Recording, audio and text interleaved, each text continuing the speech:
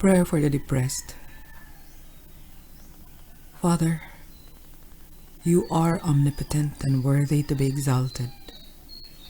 From you, all good things come. We come as your people, seeking your grace for those who are in the depths of depression.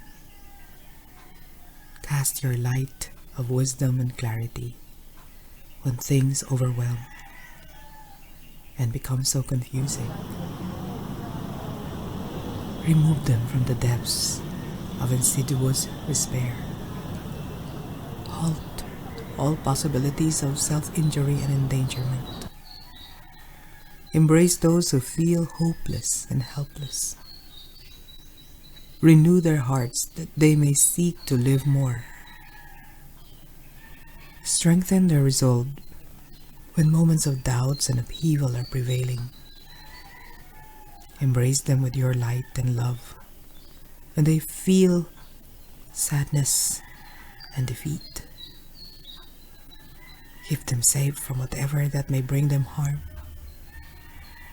Help their cares as well, that they may stay strong and resilient. May the cloud of darkness be won over by your love and mercy, and may healing be with them from here onwards. Amen.